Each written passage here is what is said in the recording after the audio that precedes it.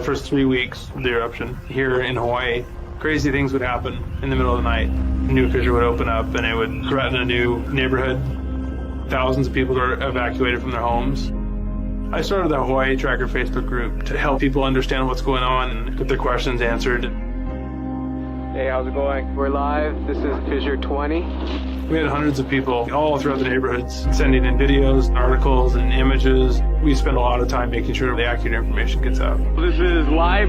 Still lava moving. They weren't just sharing a story, they were helping their neighbor. If a family was being evacuated, a group would just jump in and help out. So it was huge. They were watching out for each other. Hello everybody, thank you for coming. Thank you for the support from everybody. As we go through this, we're growing closer together as a community. When tragedies like this strike, you really realize how much you need each other.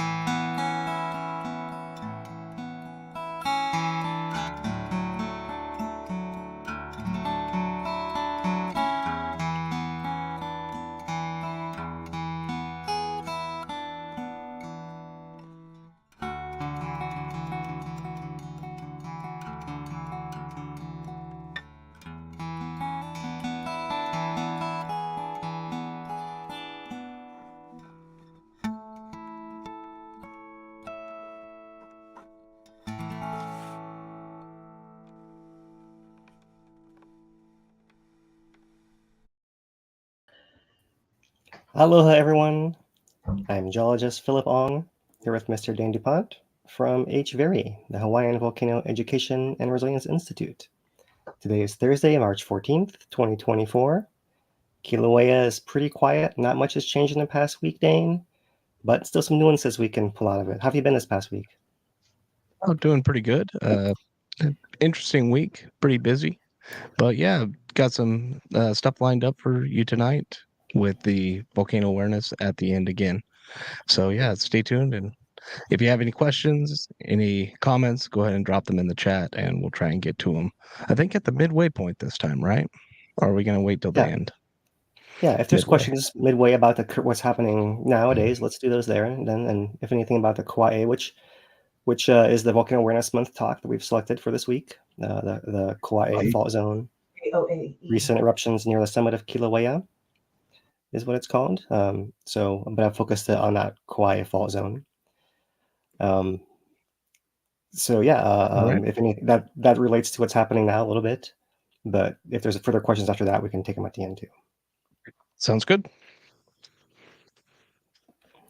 All right, so let's get our screen shuffled around here. And here is this week's Hawaiian Volcano Summary. Not much has changed on Kilauea. There are still earthquakes around the summit area and South Caldera extending down a Southwest Rift connector and a Southwest Rift zone all through there. Otherwise, everything is pretty normal. These earthquake rates have actually climbed a little bit in the past few days, up to between 60 and 90 earthquakes per day or so, which is an increase over what we've seen over much of the past month. But this excludes the prior high of the January 31st intrusion, where we were up over 700 earthquakes in a single day. So it's the highest in the month, but it's not overall a very high amount. It's just climbing up from where it was before. So that January 31st intrusion relieved a lot of the pressure. And now we're seeing the first signs of that rebuilding locally there in parts of that Southwest Rift Connector and South Caldera. If we look at the Sand Hill tilt meter, we see that this green component, which is the one facing southeast, this is the one that points to the South Caldera area, Southwest Rift Connector. This one has been inflating for much of the past month here, and it's actually gaining some decent accumulation of tilt here. And looking at the blue line for comparison, this is the one that faces northeast, further towards the center of the caldera. That one seems to be actually deflating. So what we're seeing here over the last week is a continuation of inflation in that South Caldera and Southwest Rift area, and maybe migration to the south from that main caldera area, since that central caldera part seems to be deflating. That's the summary for Kilauea. Quickly on Mauna Loa, I thought we could look at the 1 week, 1 month, and 1 year Mauna Loa summit earthquake maps, which there's really not a whole lot over the last week, only 15 little dots on there, only 47 over the last month, and really you have a better layout over here of what it's been under Mauna Loa summit for much of the last year. So this cluster of deep earthquakes and lots of adjustments of the flanks, which are very small and happening at background rates. So not much to highlight happening in Mauna Loa this week or so far this month. So she continues to refill and is not currently of any hazard to people. And that's our Hawaiian Volcano summary for this week.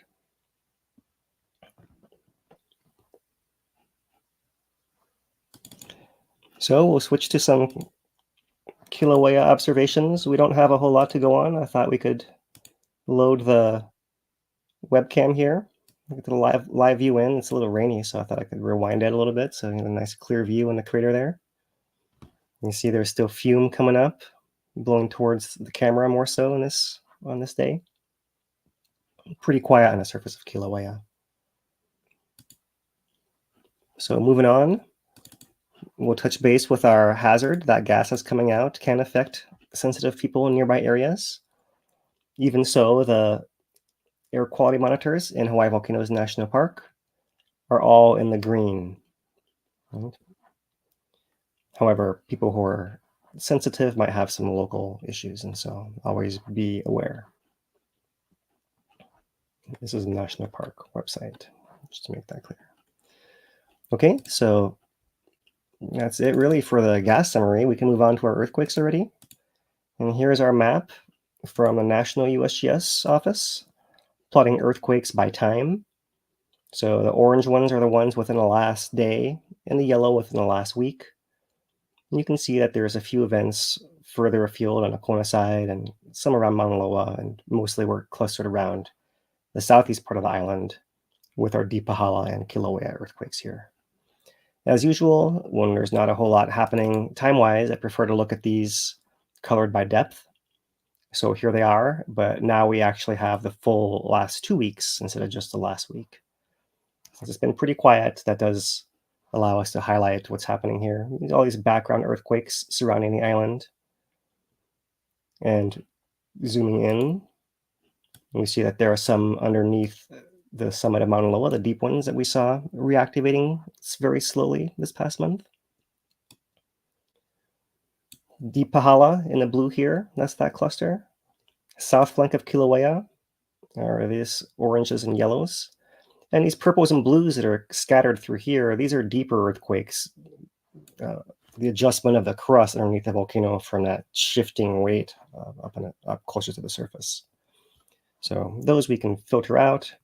And really what it comes down to ultimately is these earthquakes that are in red here that are showing that Kilauea filling of that southwest rift area. So we see that these are actually clustering into several groups. There's a small cluster under Hale-Ma'u. That's the smallest of them. A much larger cluster within that South Caldera area right there. So clearly that is a zone of apparent magma buildup with causing surface effects here.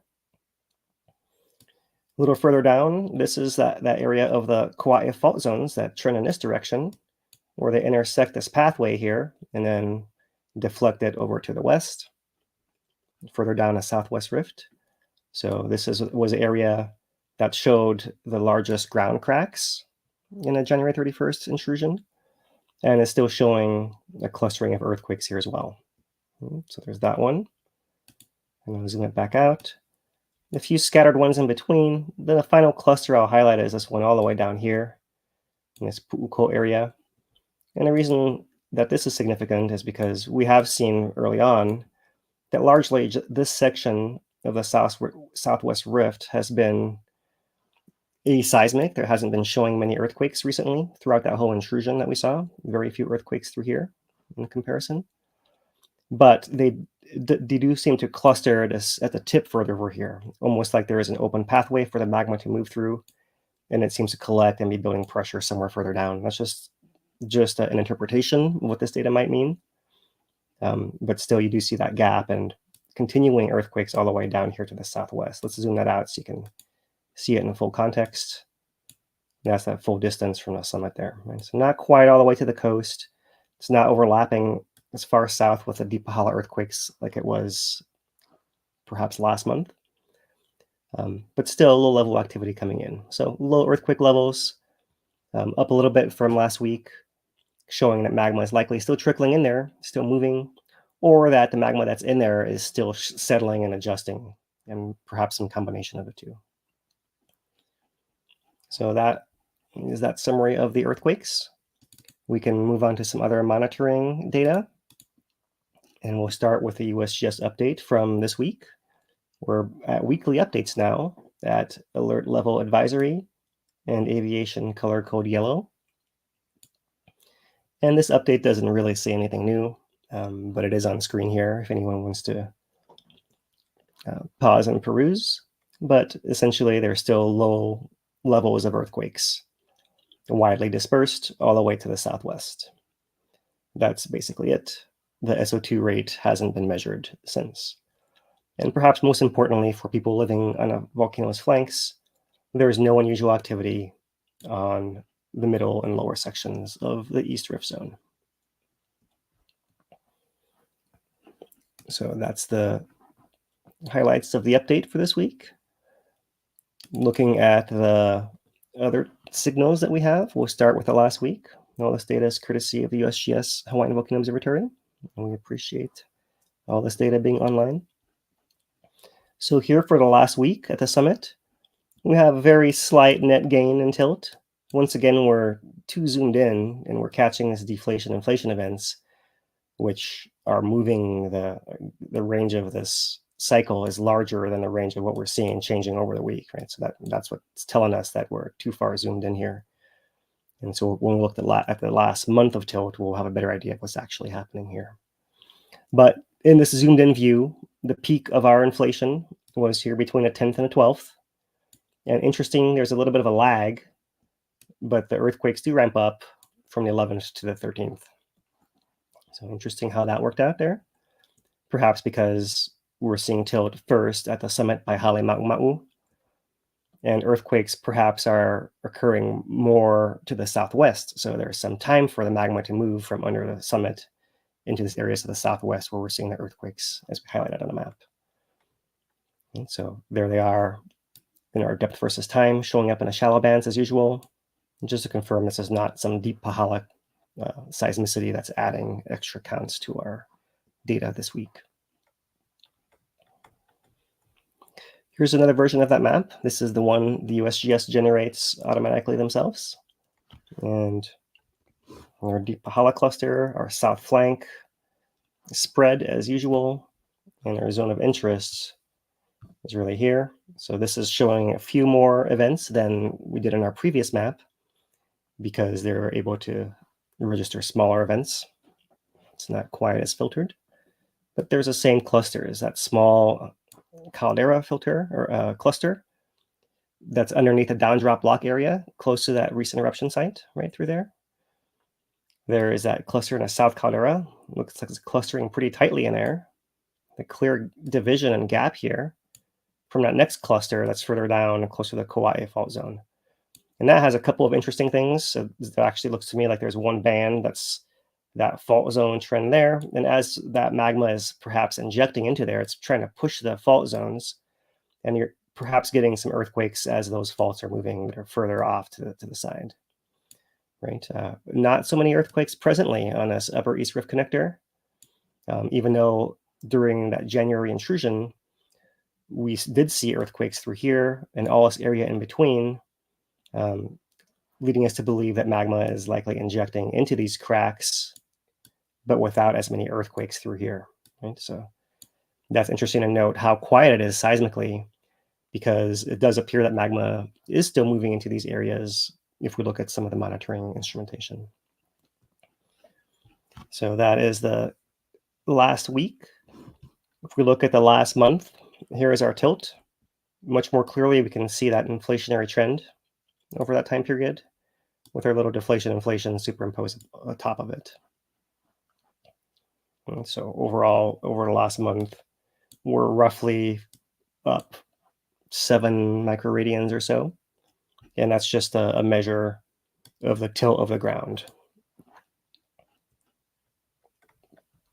So there is our, so this is interesting. If we look at the Uwikahuna signal here, that points to the south really, south-southeast, that's pointing towards Halima'uma'u, but also further south to that South Caldera area as well, a little bit. When we look at the Sand Hill station, we see deflation on that blue component and inflation on the green component. Right? So it's something we'll have to explore in a map a little bit more closely here in a couple minutes. Depth versus time once again for the last month. And here is our most recent cluster of earthquakes, ramping up a little bit from the previous relative lull that previous week. So earthquake counts for the last month, as we showed in our summary. It's been the highest over the last couple of days, really, of any time in the last 30 days, but that's really excluding this was tailing off and dropping down, coming towards the month here. So a little more accurate to look at it on this kind of scale. This is for the last year, earthquakes per week now on the left. So I'm zooming way in here. Here's our current week, and so it is up from the previous week, clearly, and compares more so to what we saw 2 or 3 weeks ago. And those were coming down from this high peak of January 31st and beginning of February. So that was a peak, and it's come down, and just a slight little bump here. That's really what we're seeing here, the beginnings of perhaps something that might build further up and result in something eventually.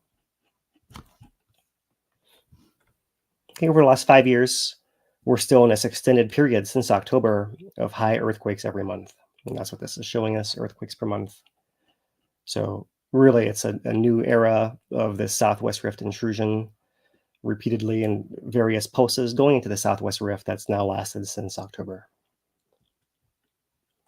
Okay, we'll turn to the GPS now. And for the last year, we're seeing the same trend recently here on a Uwikahuna north-south measure across Kilauea caldera. It's still extending, suggesting magma is still moving into Halima'uma'u, and or the south flank, the south rim of the caldera is able to move as well further to the south. That's a little bit of a give and take, because south of here is at Kilauea, and if the Kilauea is filling and swelling, then once again we may have multiple zones of inflation on a volcano simultaneously. So the network of magma storage is growing. We're going to have all these different areas that are all connected. So that's the signal at the summit. And down at Pu'o'o, we're seeing a lot of scattering data. It's not quite clear if this is just noise from the data collection or the satellite. There's been a lot of noise in the satellite data recently, it seems. But it could also be that there's local shifts happening. That area has a lot of cracks as well, and as everything moves around, you can have some variations and wiggling, and especially if faults are adjusting and moving nearby. Still nothing of concern there on a data. So that's the year-long GPS. I thought we could just refresh our memory. This is the satellite radar image that we showed last week. That's just showing this zone where the magma was collecting by satellite, right? Showing it does include that Kilauea triangle, this zone just south of the main caldera, including the south caldera as a patch there, and extending further east to the pit craters that form the southeast rift connector too. So this is pretty zoomed in, so we're not seeing what's happening off to the southwest here, but it looks like there's evidence for magma continuing to move into that as well. So looking at the 2-year GPS, we'll just do a quick scan here on this graph to start at our summit stations. What's interesting is the Uwekahuna station. So these are 2-year plots, and it's about 1 circle per day. And a very rightmost circle sometimes has a little bit of error because of the satellite orbits being refined still. So it's hard to measure that one exactly, but there does seem to be a little bit of a wiggle happening in here where Uwekahuna was clearly moving to the west, right? That would make sense if magma under Halimama is accumulating. But then it shifted to being pushed to the east, which makes sense if magma is collecting in that southwest rift connector. Right? That's southwest of here. So there's some little variations like that happening there. If you look at a crater rim, it's having an interesting signal as well. It was moving more to the east, and it looks like it may be slowing down or stalling, with a caveat that we'll have to wait for the data to get clean to really be sure of what that's showing us. You see a slight change in direction here as well, in a north-south signal, slightly more south. And that station is still rising, right? And that's probably one of the most important things, is what areas of the ground are still rising. So we see all the summit area at the southeast, the southwest, the northwest, and the east are all rising. It's rising a little less in that northern and eastern section there, but certainly is rising in the south. If we go to the south flank, just south of there, we can see that the Hua station is still rising, and Puhimau is still rising on that Kilauea triangle, and Devil's Throat looked like it was rising quite a bit. Now it's showing quite a lot of noise, and so there's some other local adjustment happening there likely. But a lot of areas were still rising. I'll skip across these south flank stations for now to, come to these southwest rift ones here. So let's start at the right end, Maukakipukanene, right here. This area that's still rising over there, moving to the southeast and rising. Hilanapali area, very clearly rising right here. Scattering the data, but still a rising trend. Right. And Ilemakuli, the farthest station to the southwest, not really rising. This is all fairly flat there, but it is still moving to the southeast, right, at a slightly faster rate here than what's the long-term background. Here's where having this 2-year plot's really useful, because our long-term background, that station normally moves to the south, but it moves to the south about that fast. So now it's moving to the south that fast, which is faster than it normally does. And likewise for the east component too. Right, you see these differences and trends there. So if I show you the map, let me pull up Google Earth and show you where these stations are. Let's maybe go in reverse order. Or no, we'll start from the top with magma, following the magma as well. Our summit stations that are rising, or rising really. Crater Rim is the station right here. Right, this is the one that just shifted from going east to west, and that's noteworthy. Crater Rim is right here. It going to the east makes sense if we're building up stuff in the South Caldera area and the Southwest Rift Connector. But if it's moving to the west, that does suggest more of this Kauai triangle being involved further over here. So that's an interesting note. If we come over here to Ahua, that was moving mostly to the east quite quickly. Seems like it may have turned around here. Let's see if I can get that zoomed in right there. Seems like it may have turned around right here, and maybe it's moving slightly more to the west while still rising. So Ahua right here was moving east. It makes sense if magma's gathering in here. Now moving slightly west, so it's shifting, right? So an area of storage here, an area of storage here, and then when we pointed out before up here, then this is that area that showed the most cracks before, right in there. So when we show Maokaki Pukanene right there, Mane, moving southeast still, rising, but showing a lot of wiggle, that makes sense. That wiggle may even be real because the station right here is right next to this series of faults. And if they're moving, they can move and jerk up and relax and jerk, and you can cause that kind of noise in your data. Further over, Hilinapali Overlook, that's this one over here, also still rising and moving southeast. And Ilimakule, that's this one all the way over here, still moving southeast, although not rising. So this combined with this cluster of earthquakes that are shallow over here in the Pu'uko area is some of the evidence that suggests magma may still be trickling into this zone and causing pressure and flank to continue moving to the southeast faster than usual over here. So that's this recent zone of intrusion. There's a couple other interesting spots as well. One is, of course, the area over here by Puo'o, which if we look is actually still dropping and moving to the southeast with a little bit of wiggle here, a little perhaps, as it's starting to feel effects of all that adjustment to its west. Closer in, Kananui Ohamo, or I'm sorry, Kamo is Kamoamoa, showing a little bit more wiggle in the east-west also, so maybe some more push there too. No change in the north-south component. The up-down is really, the trend was pretty steadily down. If I continue this trend, it probably goes this way. So maybe at the very end here, we're seeing a flattening out. And so maybe this is the furthest area to start feeling effects. And we've considered that magma may reoccupy this middle rift zone area upstream of Puo'o. And if so, what we'd be looking for signals that might look something like that. We'll have to wait and see. That is that Kamoamoa area. If we go further over to Kananui Ohamo is this one, we can see that it also has some of this east component wiggle going on. Not any change in the north-south, but here in an up and down signal, it looks like it's at the very least flat and possibly even starting to rise a little bit right there, right? So that's interesting little adjustment. Not clear if that's related to magma yet or not. It could just be all those blocks moving around.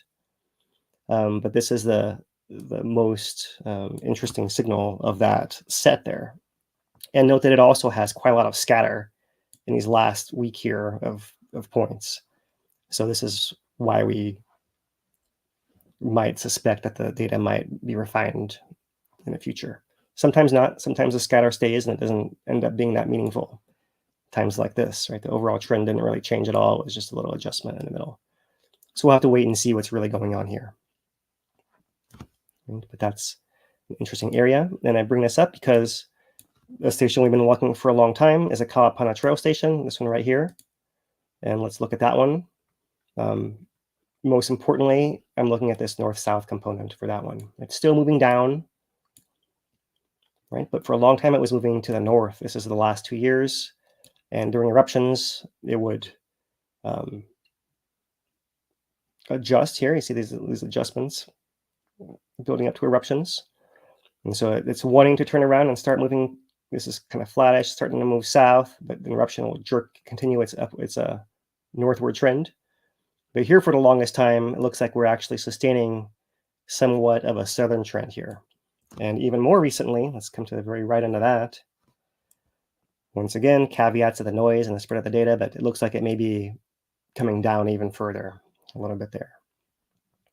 Right, and this matters because this is the block right here that's just adjacent to the East Rift Zone and Southeast Rift Connector junction right through here. So the Rift Zone comes down from the summit and then takes a big bend here. It's a dog leg or an elbow. And this area right in here, we know magma has reoccupied it. But when can it make the turn to reintrude the Rift Zone? And that's why these stations are so important. If it's moving to the south, it's cracking open the door and cracking open a pathway for that to occur. And that's why we start looking for signals of maybe something starting to move up slightly or flatten out, not move down, or start to move up slightly in here and that sort of thing.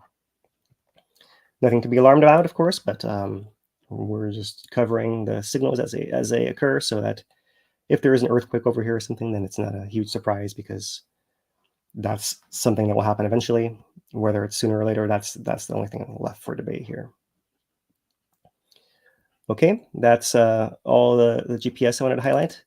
To reassure you some more, I'll pull up the tilt meters. And we talked about the summit ones.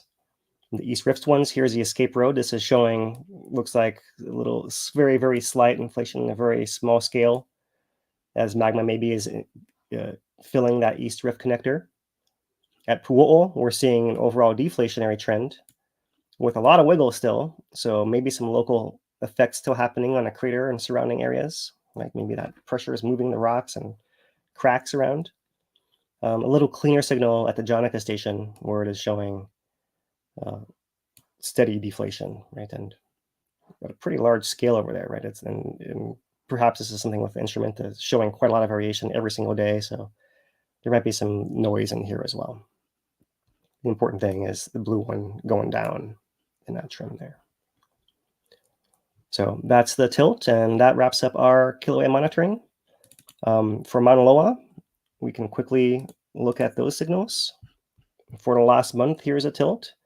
It's been deflationary, a little inflation, deflation, some little wiggle happening here as well. I still suspect that the area of that southeast flank of Mauna Loa is being affected by the southwest rift of Kilauea. And these are not huge signals, only a few microradian or half or so. So that could be one explanation. But we do know that magma is still filling that volcano, and there could be small little blips that come because of that as well. There is not a whole lot to see in the depth versus time for the last month, except perhaps a little bit more of these deep earthquakes continuing deep under the summit there. Everything else is a background adjustment of the shallower regions. The earthquake rates are really low. Earthquakes per day, 6 was the highest number yesterday. So not really much to talk about. This is the real context. For the last year, we're very low. And over the last year, the highest peak was deep earthquakes. But over the last 5 years, that peak looks quite small compared to the buildup to the 2022 eruption. And compared to both of those, here we are today with very, very low earthquake levels, as the volcano seems to be stabilized there with its refilling process. We showed the maps earlier, and that's really it for Mauna Loa. You can see here this north-south for the caldera of Mauna Loa is following a similar trend, expanding, sometimes slowing down. Maybe that's the southwest rift of Kilauea affecting it. Maybe it's doing it again. Upwards, similar kind of patterns, but nothing really major to be concerned about there. So there is a volcano watch this week that is a follow-up to the one last week. This week's is written by Barry Perriat, Administrative Officer with County of Hawaii Civil Defense Agency. So we mentioned last week that there was a conference, Cities and Volcanoes, in Antigua, Guatemala, that was attended by the USGS and by University of Hawaii, and also by Hawaii County Civil Defense. So good to see Barry out there and hear his perspective of the conference there. And this is a scientific conference. So it's interesting that that he was willing to go. USGS was able to finance his trip. And here is what I'll highlight that he said. Over the 5-day meeting in Antigua, the reason HVO wanted civil defense to attend became very apparent. Right? We talk to each other even when volcanoes are at normal alert. Basically what they're saying. So we're fortunate that we have that close of relationship in Hawaii, because in other places, the how did I put it here? The responsibilities for each agency are not clearly divided. Right, so there's more confusion, and in some cases, they feel that they could have done better, where people actually died in eruptions in Montserrat in the 1990s, or in Guatemala in 2018 during Kilauea's eruption, in fact, as well.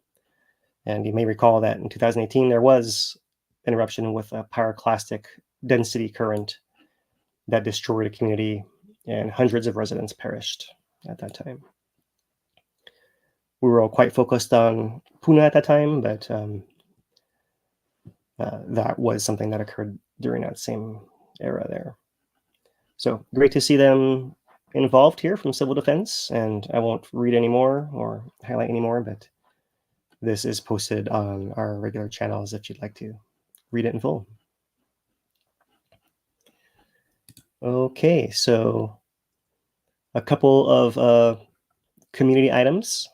One is that the USGS has released published data sets, and these include time-lapse camera of Fissure 8 lava flow during a 2018 eruption. So this data release includes images collected by 5 time-lapse cameras at 2 locations. So in the future, we can pull some of this out and share it with you guys, but if you just can't wait and you're one of these data junkies, then there it is, have at it. And likewise for the era from 2011 to 2019, thermal camera images of the lava lake and crater filling at Pu'o'o. So also really cool to see that released as well. Finally, less visual, but also released as campaign GPS measurements for 2021 on the volcano. That's the data release. As far as community, there is still construction ongoing in the national park with several closures. Nothing really new from last week as far as construction-wise. There are high winds, and the summit of Mauna Loa is closed as we presently look at this webpage. But what I thought I would do at this point is show you the short video the national park has created to share how to navigate these closures during a current era of construction in a national park. So let's see if I can find that video. I believe it's this one here, and let me play that. It's quite short here. 2018, Kilauea left an indelible mark on the island of Hawaii. From May to August, the park resonated with seismic shifts, towering ash plumes, and the collapse of the Kilauea caldera. Since then, the park has been in recovery. If you're planning a vacation, be ready for delays. A 2-year construction project is starting to fix, improve, or remove damaged buildings and infrastructure at the summit of Kilauea. Visitors might expect entrance station delays, temporary closures, and limited parking, especially during eruptions. Expand your vacation beyond Hawaii Volcanoes National Park and explore Pu'uhonua o Honaunau National Historical Park, Pu'ukohola Heiau National Historic Site, and Koloko Honokohau National Historical Park. Did you know these sites unfold enthralling stories of volcanism, natural resources, and a rich tapestry of native Hawaiian culture? Plan wisely and stay updated at www.nps.gov/Hawaiian Hawaii Volcanoes. And that was the park update on construction. So we'll leave it at that, and I'll pass it to you, Dane, to say some mahalos. Yeah. Well, thanks everybody for tuning in today. We rely on viewers like you to help share and promote, get this information out there. All the likes, the subscriptions, the shares, they really do help, and we appreciate that. We do have some donations that came in today. We'd like to acknowledge in the super chats. One second. Whoops. We had Breezy come through with $20. No comment there. Appreciate that. And Hal coming through saying, appreciate you guys with a $19.99 super chat. Thank you guys for the donations there. We do also take donations on hvari.org/donate. You can see that there. These are, when you make it through the donate link, they're tax deductible donations. And when tax season comes, just remember that you donate. We'll try and follow up and appreciate all the support that we get from you guys. Did we want to try and do anything else? One more mahalo. Sorry. One more. Yeah. Go ahead. Yeah, actually 2 mahalos and 1 here, but Kilauea Eruption Recovery, in collaboration with the county, is funding us through the Puna Strong program. Really mahalo those guys. And through the state, through the Kilauea Recovery Grants, also funding our efforts. So mahalo to state and county and Kilauea Eruption Recovery and Hawaii Community Foundation, who's supporting the Puna Strong program. A lot of mahalos. They're all represented on the screen here. Yeah. I think we had a little bit more. I was going to bring on our producer, Lou, from Two Pineapples, and he can explain a little bit. Oh. There we go. Hey, guys. How you doing? Thank you. We have the fundraiser running, and right now we have reached $944 towards our $10,000 goal. There it is right there. I added in the 40 that came in tonight from Hal and Breezy. Thank you very much. I also have some credits here. I'm going to see if I can get up for us real quick. There we go. See if that runs. Thank you very much. We try to show some appreciation to everybody. We do appreciate every nickel that comes in. And for those who can't donate monetarily, that is perfectly fine. Just hit the thumbs up, share us out. Know that we do some extra stuff as well. We do live stream over on Hawaii Tracker, and you can see the cultural events that we have there. Usually on Tuesday nights, if they're after dark in the park. We also cover a lot of different things at the park other than just science. So take a look at that. The donation link is in the chat. It's also going to be in the description down below. That's pretty much what I have. I just want to say thank you all week long that donate. We do track that, and that's why we're trying to show some appreciation there. And there is our weekly flyer on kind of where we're at. Stay tuned, and thanks a lot. Hey, I got the video too, Lou. I'll put that up here real quick.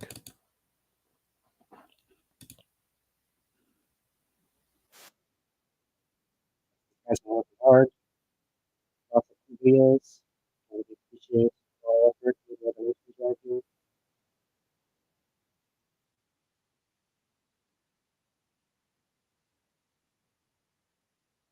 Thanks for all, everybody. We really appreciate all the support.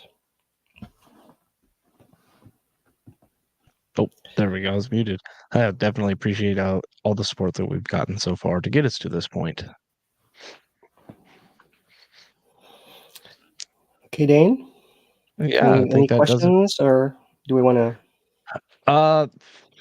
There was one question about how many volcanoes. We tried to answer this in chat already. How many volcanoes are inside national parks in Hawaii? Our answer was 3, but I was curious about Oahu and Kauai if there was some some small park or something that would count technically. But yeah, three, Yeah. Kilauea, Mauna Loa, and Haleakala were the obvious ones that came to mind. But then it's like, is there anything else that might count? Yeah, I think that's definitely your top three there. Yeah, and Right. not to say that there's not pieces of federal land on other volcanoes, but talk about like especially the summits, right, where the caldera is being inside. One might be how I would define it. And then That you works for me. say, okay, well, the calderas aren't really so easily visible and not all inside of one place on Oahu or elsewhere as well. Even if you have a military Right. base here or there on one of them, which likely. Right. All right. I think that does it. We'll try and get some more questions if they come in, maybe at the end, or if we don't get them in chat already. All right. So what we're going to do next here is review the Volcano Awareness Month presentation from January 16th by University of Hawaii Hilo professor Steve Lundblad. But I thought I would do a quick other video first, and this other video is going to come from the IRIS data center. And this is a quick 1-minute video about extensional faults, which is, I think, will just be useful for us to frame what we're going to see next and how the volcano actually works. So first, the short video, and let's play it here. This is from the IRIS earthquake group. Let's look at extension first. So here, take foam fault, modeling an area, some pre-existing layers in here. We then put some extensional forces, try to pull across the part here. And one thing it can do is to break, make faults, and extend. As I pull my hands apart, the block in the middle falls down. These kinds of faults would be called normal faults, where the block above the fault moves down.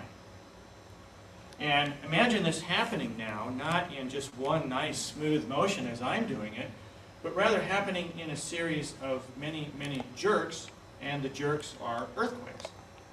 So take the same foam blocks here, push the ends together, and the middle block then can pop up in a series of earthquakes. So these kinds of faults are called reverse faults or thrust faults.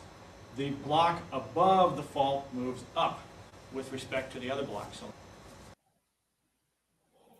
Yeah, so let me just put the title here. That was Dr. Robert Butler, geophysicist, I believe, University of Portland, through the IRIS earthquake group.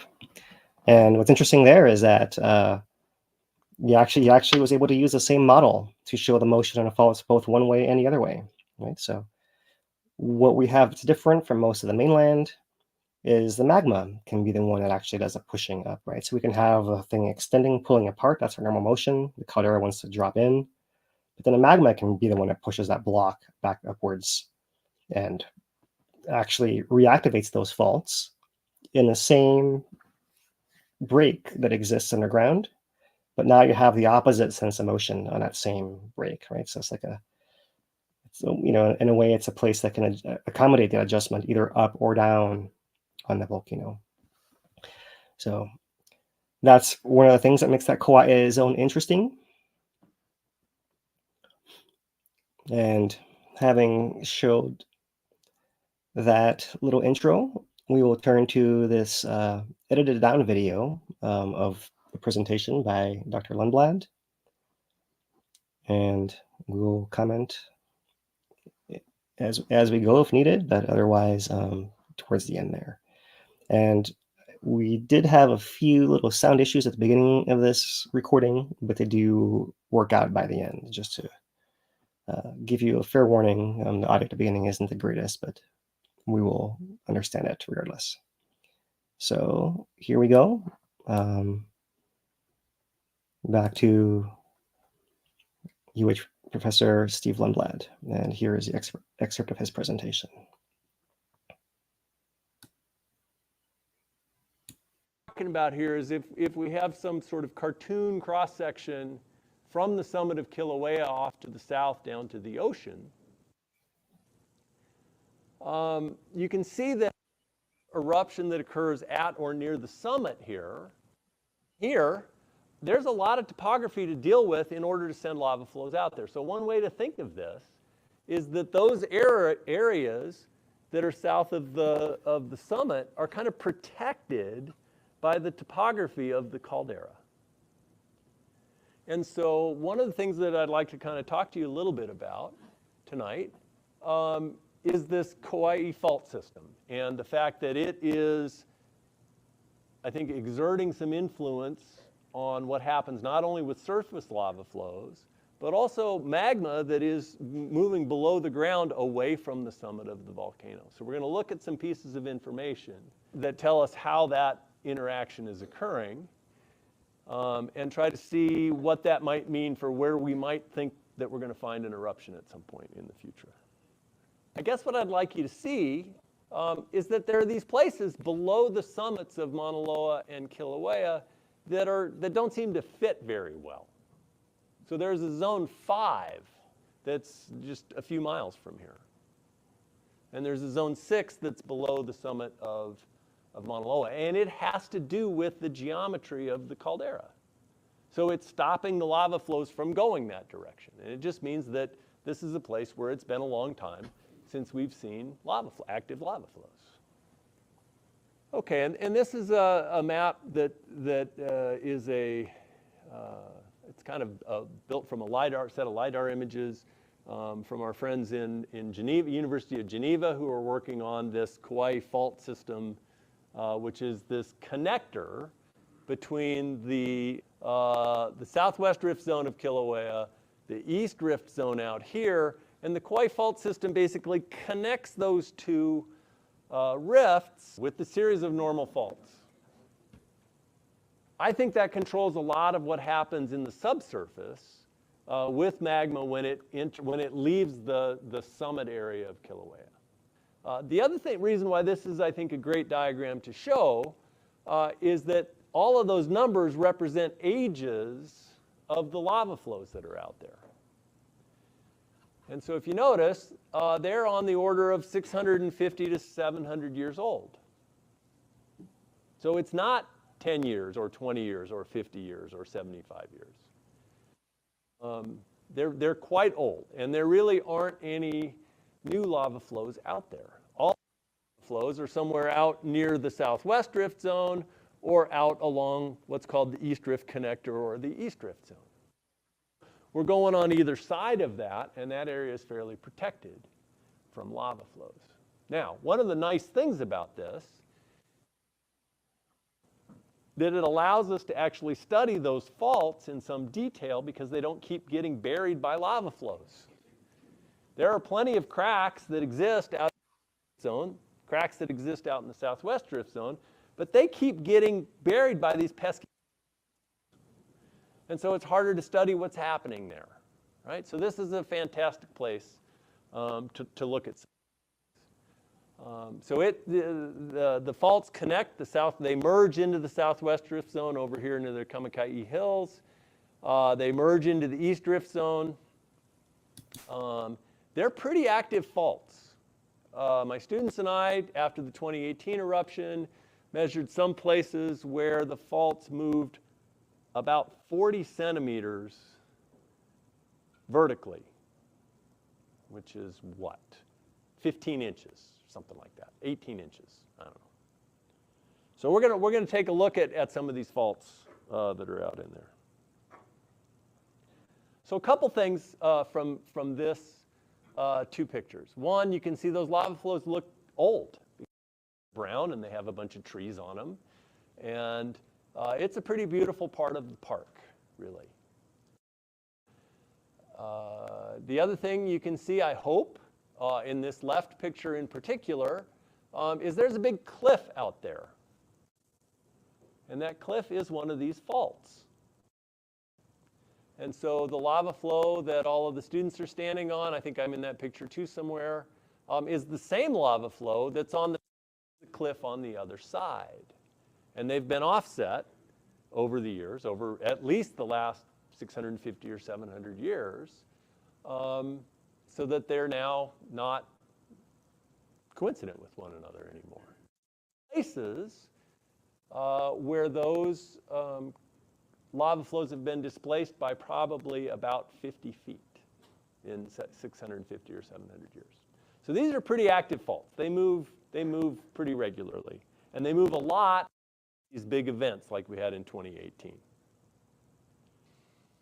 Like I said, there's a lot of displacement on some of these faults. So here are some of the students. We're trying to measure vertical change. So we're measuring elevation differences, basically, and then how those elevation differences change over time. Those rods are 3 meters or 10 feet long. So that's a big crack. We don't generally go zip lining across those things. It does require some work to try to figure out the right path to work our way around all these things. But these faults are still moving. So one of the nice things that happened, and you'll hear this name again. So Don Swanson and some of his colleagues at the USGS, starting in the 1960s, decided it was a good idea after a series of after an eruption and some earthquakes and a lot of movement out there, to put in a whole bunch of different kind of benchmarks or monuments that they could go back and remeasure. So one is a level line, which is just a whole series of quarter-sized stainless steel carriage bolts that are out there that are fixed in the rocks. Those are these 3 kind of main lines that go mainly north-south. There's stations which are more densely spaced pins that go across a specific fault. And then there's a whole series of these that go kind of across the landscape that was an EDM network, an electronic distance measurer, right? So again, one of these things where you can just measure the distance between those points. And so they measured stuff old school-wise. We used those level rods. We still do that with the students. They're experts at this now. And they used a steel tape measure. And they used this electronic distance measure. So today, right, we can do some different things, but that method, especially for the level lines and the crack stations, is still really one of the more precise ways to measure these things. So we're going to talk a little bit about some of that data. So this is a graph that shows just position on the x-axis down here, and then kind of how much motion there is relative to some fixed point. And that fixed point in this one is it's this blue set of pins. It's fixed next to the southern point. South on that side, north on the left side. And in a kind of a normal 2-year period, when we have gone out to measure this, the caldera is deflating, right? And this is moving down a little bit as it goes from south on the right to north on the left. So do I have the years? Yeah, these are just 2 representative years, 2008 to 2010, 1986 to 1988. Okay, so that's just kind of the amount that 2-mile-long, essentially, line will subside towards the caldera. And what is it over the course of those 2 miles? It goes down maybe 10 centimeters, something like that. Well, in 2021, we saw something different. And so what was going on in 2021 in the fall? Well, there's the caldera up there on this diagram, or this image on the left, and a whole string of earthquakes coming out through what's called that southwest rift zone connector down through this series of faults. Okay, so we went out and remeasured that line, and for a 2-year period, so from 2019 to 2021, what we saw instead was not much deflation at all, to about halfway, and then just a steady uplift of about 15 and a half centimeters out to the north. So why was the ground inflating out there? It's because we were going up onto this probably fairly planar dike that was intruding down to that part of the volcano. So the dike's intruding, it's causing the land to move up like this, and we're measuring the side of one of those, the side of that uplift. A couple other just quick things here. The kind of the squiggly part of that line, especially with the red one, that's moving of those different faults. That's showing that those faults are actually differentially moving a little bit as well. This one's a little bit more complicated, but it's showing kind of what happened in October. So in October, after the eruption in September, another set of earthquakes, which are all those yellow circles, coming down this southwest rift connector in the South Caldera. And superimposed on that is a whole series of these kind of rainbow bands. And that's one of these INSAR images. It's an interferogram from satellites looking at ground uplift. And essentially, the bullseye represents the area in the middle of the uplift, and each one of those fringes represents some amount of uplift. I think each fringe in this case is 1.5 centimeters. So that's a satellite way to get some of this information. So after looking at this, my students and I decided, what a great idea.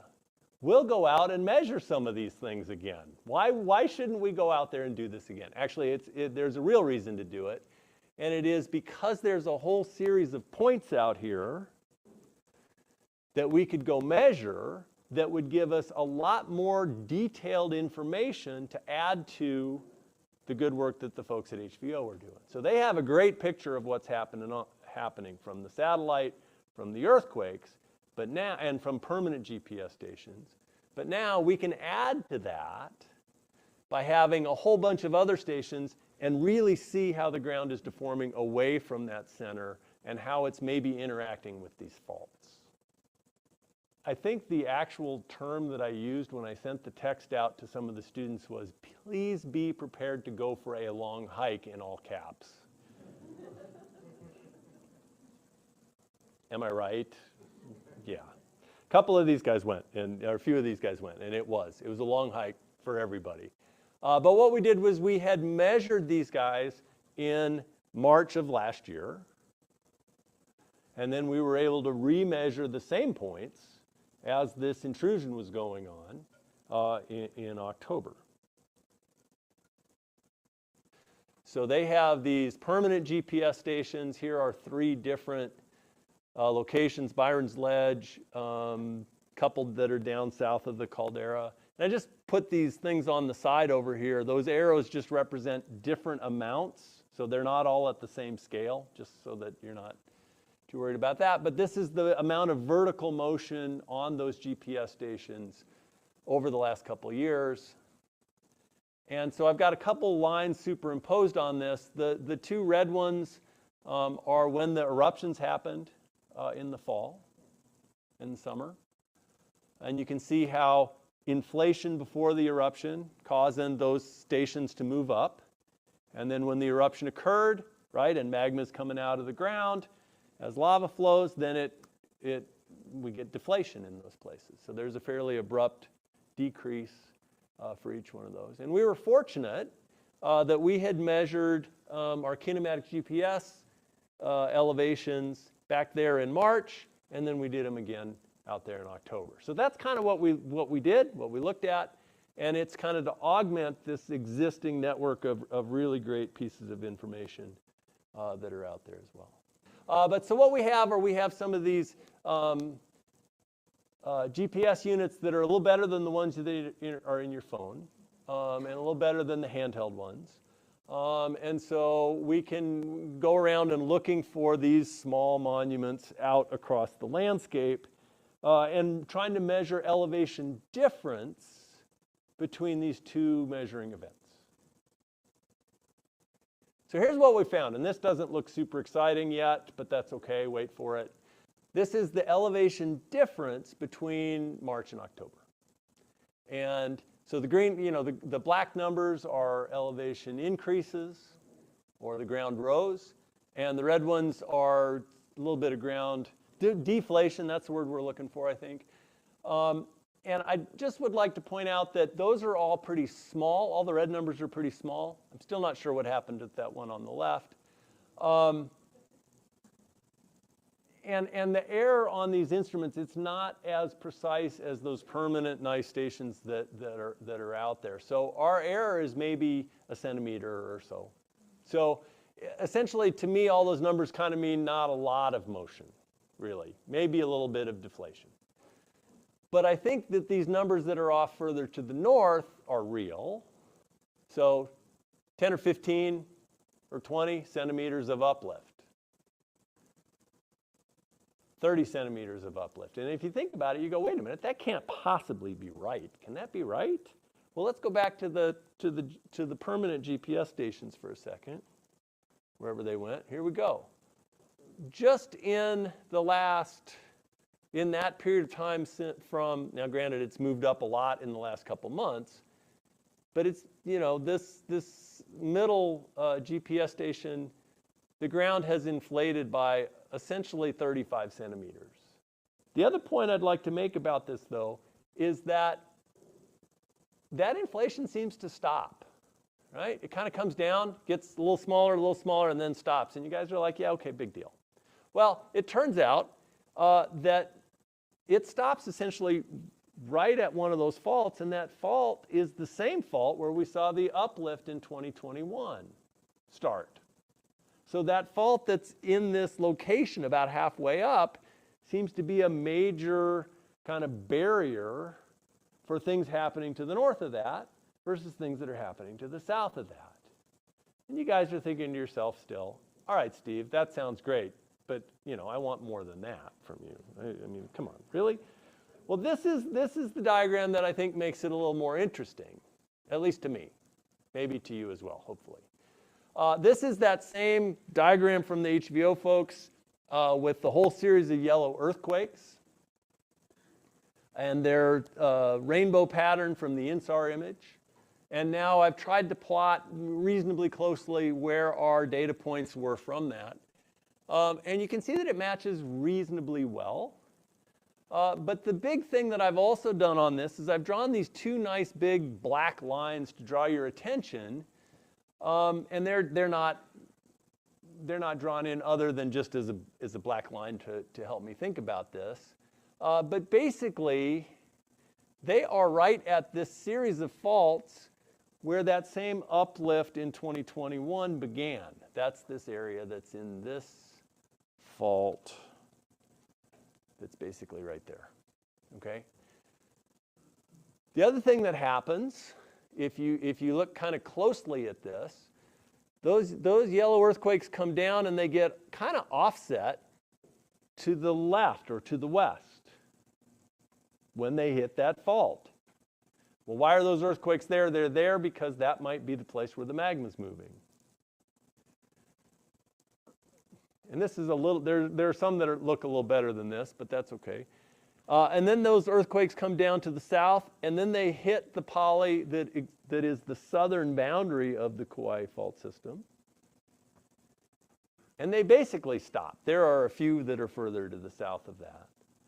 But in general, that seems to be the barrier. So we seem to have the earthquakes come down, they get deflected by that fault that's in the middle, and then they come down and they basically end up running into the southern bounding fault. So these faults appear to deflect and change and tell us where that magma is going to move under the ground. So not only do the faults stop the lava from flowing across the surface to get down here, but they also kind of prevent the magma from getting out into that area where all these faults are. So where all those old lava flows are is also a place where we're not really injecting new magma, so it would be harder to have some sort of a lava flow.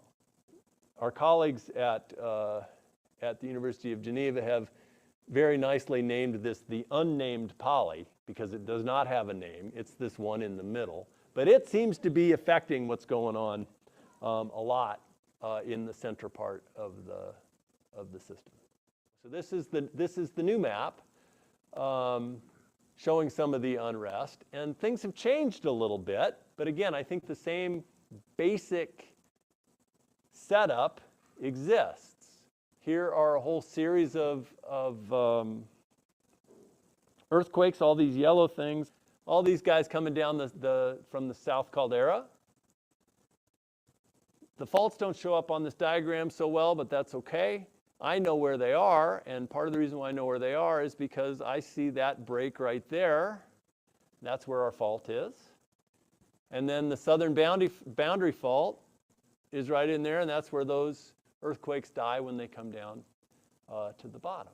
The change now is that we've also got a set of earthquakes that are going down the East Rift connector over there as well. So there's probably magma moving under the ground over there as well. So one of the things I would like to do, mark your calendars, is we're going to go back out and try to measure some of those locations that are out by the area in here. There are some places that we measured right before all this stuff started in October, which was great. And we want to go out and measure those again in January or maybe February. January's running out pretty quickly here. And see what we've got going on. One of those permanent GPS stations is right out by the turnoff on the Helena Poly Road, which is out there on the right. So it's obviously had a lot of uplift in the last couple months. You might think, well, do we have eruptions? Why don't we have eruptions in this fault system?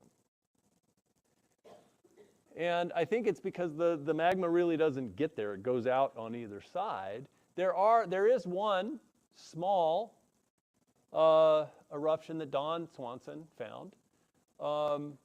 He thinks it might be from the early 1800s. Just a little scoria deposit out there that kind of popped out one of these fractures. Also in 1973, he thinks that along the strike of the fault coming in from out on the East Rift zone, magma basically injected along the faults into the Kauai fault system. But it didn't erupt, right? So we don't really expect an eruption there. But then I think the other question is, and again, we're kind of used to, I think most of us at least, are used to, this eruption went on for 35 years out on the East Rift zone. That seemed normal, maybe, to us. And I don't think it is. So are we going to have that, or are we going to have a series of kind of short-lived eruptions that are jumping around all over the place? I think one of the things is that in the 60s and the 70s, which is a long time ago now, there were a bunch of short-lived eruptions that were all over the place. And maybe we're going to go back into one of these episodes where we get an eruption in the summit, we get an eruption out on the Southwest Rift, we get an eruption someplace out on the East Rift, we get an eruption close in one of these connectors. It kind of hops around. I think that will keep the folks that work up in the national park here quite busy because they'll have to figure out where things are going. But maybe that's more what we're going to move into. I don't know. But those are the places that I think we could see eruptions. But again, on this diagram, the place where we're probably not going to see eruptions is in that nice protected zone south of the caldera for the reasons we've talked about, right? So again, it's a little bit of speculation on what's next. This activity on the Southwest Rift and the connector up there is interesting, right? And we haven't had an eruption out there for 50 years or so.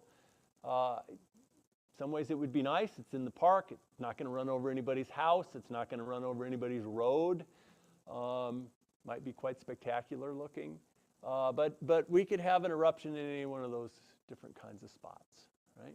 And I think the way to track that is by looking at some of this ground deformation information and earthquakes. But again, I'll just point out, right, that we think these faults are controlling things. There's our south-bounding fault, and there's our unnamed poly that's kind of causing this offset across there like that, right? So that seems to be one of the things that's controlling this longer-term pattern of where we see those things.